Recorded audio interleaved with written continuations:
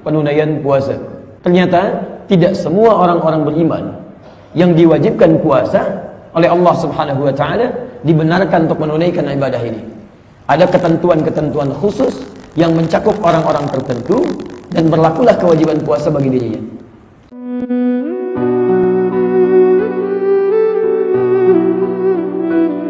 Kesyam, syarat-syarat penunaian puasa. Ternyata tidak semua orang-orang beriman yang diwajibkan puasa oleh Allah Subhanahu wa taala dibenarkan untuk menunaikan ibadah ini. Ada ketentuan-ketentuan khusus yang mencakup orang-orang tertentu dan berlakulah kewajiban puasa bagi dirinya. Siapa orang-orang ini? Apa syarat-syaratnya? Itu yang coba kita bacakan insyaallah. Lisyami faradan aw naflan syartu wujubin faqat wa syurutu sihhatin faqat wa syurutu wujubin wa sihhatin ma'a. Paham? Apa yang kita terimakan? Bagi orang yang akan berpuasa itu ada 3 jenis syarat yang harus diketahui. 3 syarat inilah yang menjadikan seorang itu boleh menunaikan puasa atau benar menunaikan puasa atau tidak. Jelas ya? Baik. Syarat yang pertama ada yang disebut dengan syarat wajib. Yang kedua ada yang disebut dengan syarat sah. Nanti kita terangkan apa bedanya wajib dengan sah. Jangan kelamaan. Kalau tidak tahu katakan.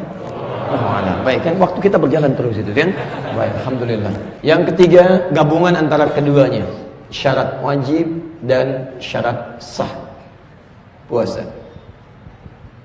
Jadi ada yang syarat wajib saja, ada yang syarat sah saja, ada yang syarat wajib dan sah secara bersamaan.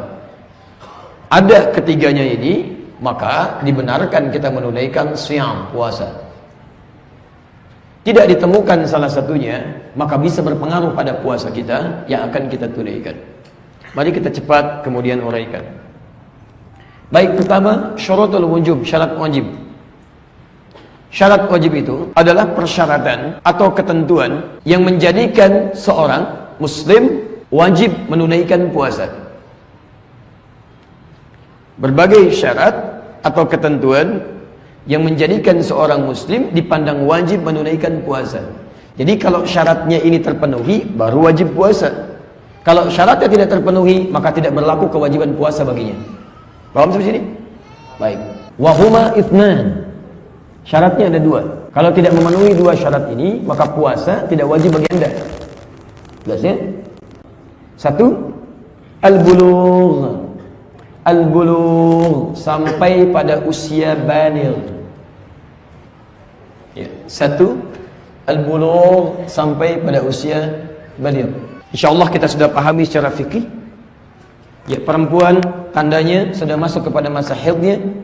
Laki-laki tandanya sudah mulai misalnya mengalami mimpi tertentu atau sampai pada penalaran tertentu.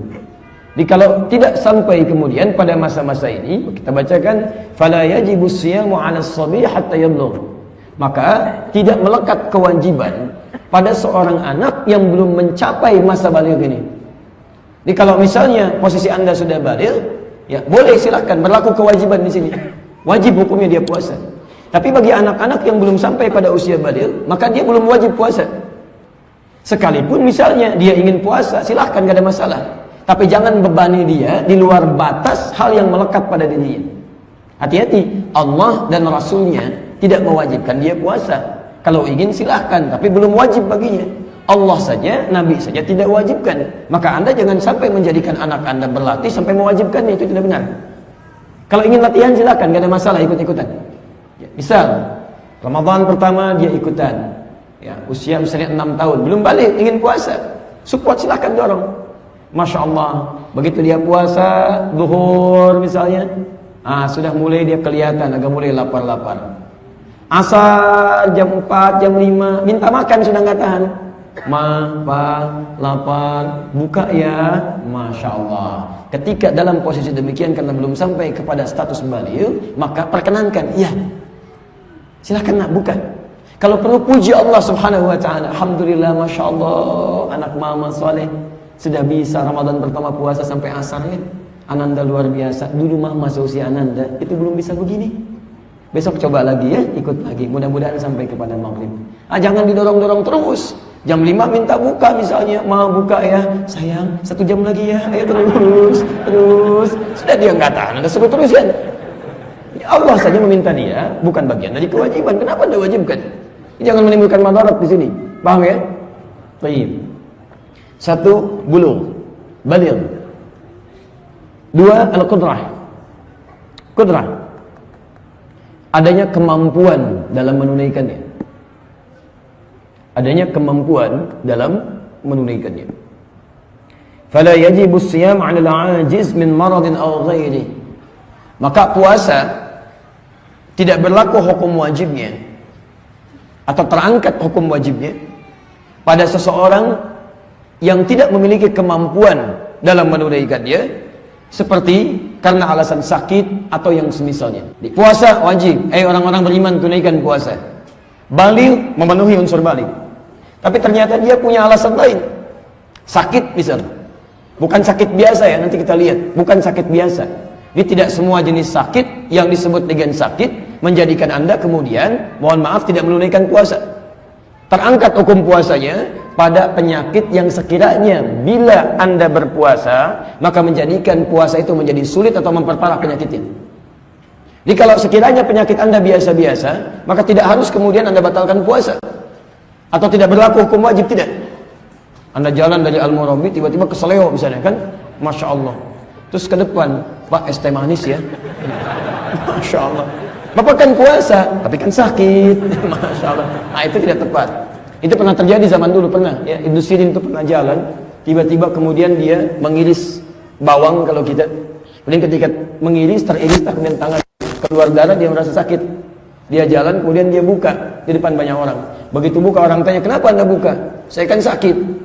Kan ayatnya berfirman Allah Subhanahu wa taala, "Faman kana minkum maridhan." Sakit apa? Dia kena iris katanya. Nah, jadi yang seperti ini tidak perlu ditiru ya.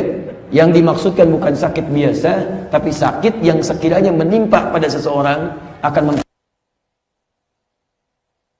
maka bagi yang seperti ini, kewajiban puasa terangkat pada dirinya. Tidak berlaku puasa pada dirinya. Sampainya sudah kemudian sembuh, maka baru berlaku hukumnya diganti dengan qada di hari setelahnya. Paham sampai sini? Atau kalau sama sekali dia tidak mampu untuk puasa, maka kewajiban puasanya dipandang tidak berlaku bagi dirinya, diganti dengan alternatif yang lain semacam fidyah nanti. Yang hukumnya kita akan bahas belakangan. Jadi dua hal inilah yang menjadikan seseorang beriman dipandang wajib menunaikannya. Baligh, yang kedua punya kemampuan untuk mengerjakannya. Jelas. Jadi kalau ada anak-anak belum sampai kepada baligh, terangkat hukum wajibnya. Kalau ada orang tidak punya kemampuan, terangkat pula hukum wajibnya dengan alternatif bisa qada ataupun dengan fidyah. Paham sampai sini? Baik. Jadi kalau ada seseorang misalnya sudah baligh dan punya kemampuan tetap tidak mau puasa, maka kemungkinan hanya dua melekat pada dirinya. Imma dia orang lemah yang sakit, atau yang kedua dia orang baligh yang kekanak-kanak.